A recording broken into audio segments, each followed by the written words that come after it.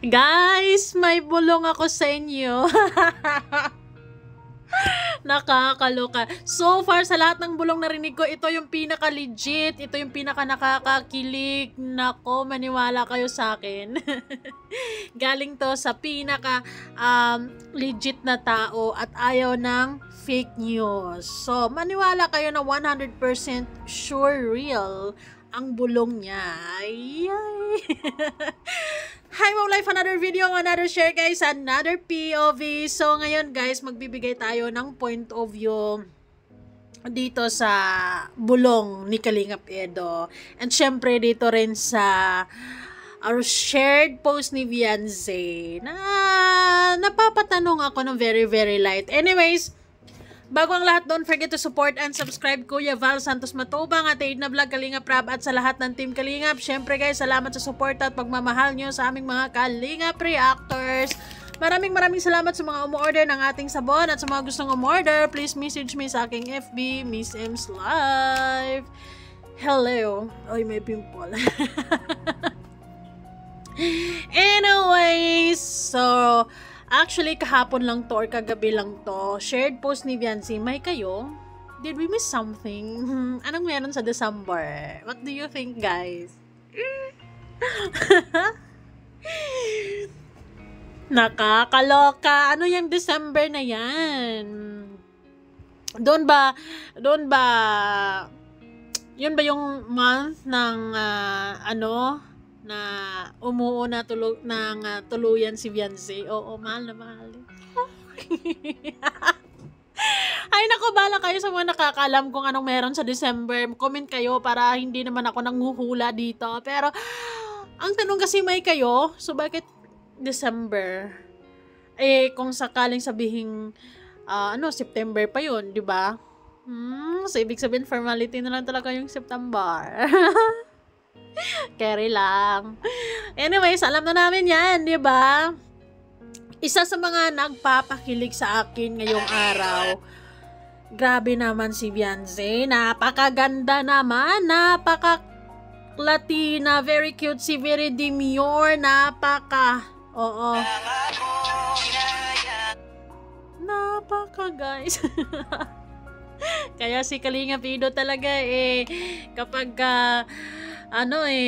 napapangiti kapag ganito kaganda yung pinag-uusapan.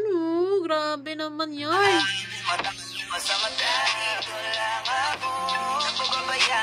Kita nyo yung glow? Kita nyo yan? Napakagandang babae na yan. Oh my God. Diba? Nakakakilig. Ako, kapwa babae ako, pero kinikilig ako sa kapwa babae ko kapag sobrang natitipuhan ko yung ganda nila. And isa na si Vianze sa mga nagagandahan ako. At gandang-ganda ako dito sa kanya. Actually, yung hair color niya guys is bagay na bagay sa kanya. Ikaw na talaga, Kalingap Edo. Isa ka sa mapapasabi na feeling blessed. Para kang nanalo sa loto. Sobra pa.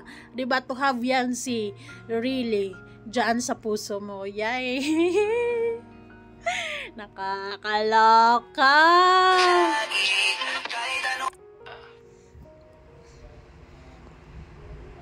Sabi ko sa inyo, may bulong. At itong bulong na to is super legit. Galing sa nag-iisang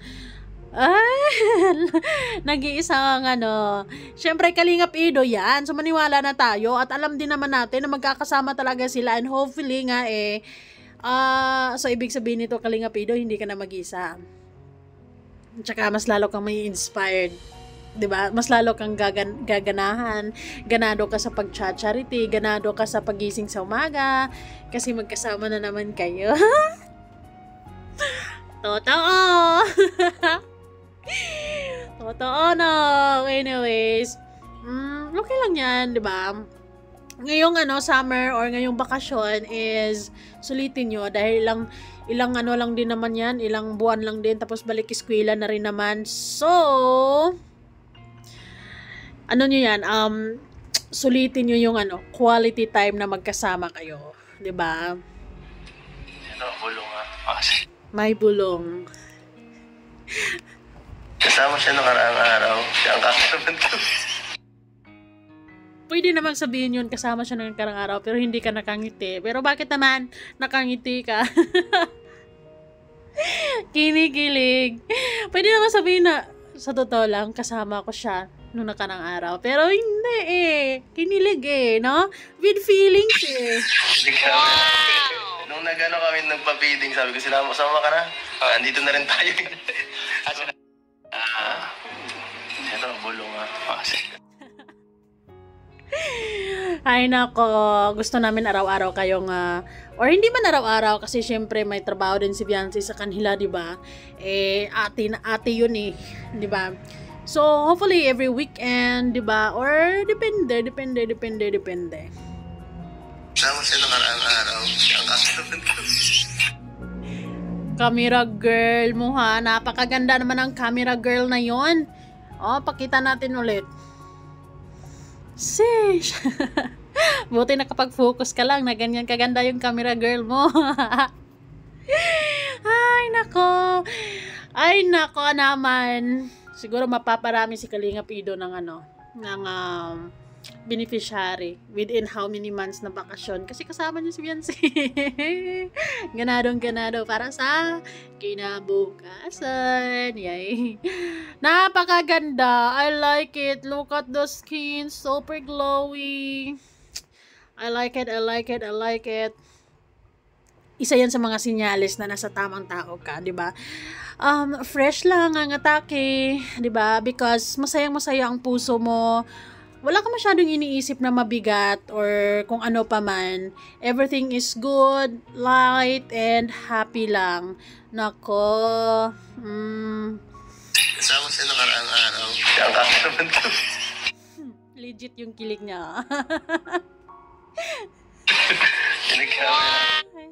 Shanli. Alam namin yan dahil sinabi ni Shanli na nga eh, 'di ba? Nung nagano kami nagpa-feeding, sabi ko, sama ka na? Andito na rin tayo. Legit yon. Totoo yon. Magkasama sila guys. Masayang-masaya ako. Kasi, for me kasi, it's considered quality time para sa kanilang dalawa. And syempre, mas marami ding matutunan or mas lalong maintindihan ni Biancy yung trabaho or yung ginagawa ni Kalingap Ido sa araw-araw. Marami silang feeling ko maraming matutunan si Biancy sa araw-araw na or sa pagsasama-sama niya kay Kalingap Ido sa pagbisibisita sa mga tinutulungan niya. And syempre, mas lalong mapapalapit si Biancy. Mas lalong mapalapit sila sa bawat isa. Ang importante naman kasi bilang isang charity vlogger, tulad nga ng sinasabi ni Kalingap Ido, gusto niya yung babae na syempre yung naiintindihan siya, yung naiintindihan ng nature ng trabaho niya. And sigurado ako na sa pagkakataong ito na magkakasama-sama sila, like, 'di ba, yung paminsan-minsan, mas lalong maintindihan ni Biancy, or for sure, walang ibang makakaintindi kay Kalingap Ido, si Biancy lamang. Sana all. For sure, 'di ba? Ayan naman guys, kaya yung bulong na yon talagang legit, 'di ba? Para sa akin, ano ba talaga yung guys? Ano ba talaga yung December? What's really happening sa December na yan? December 2025 or December 2024? Dahil parang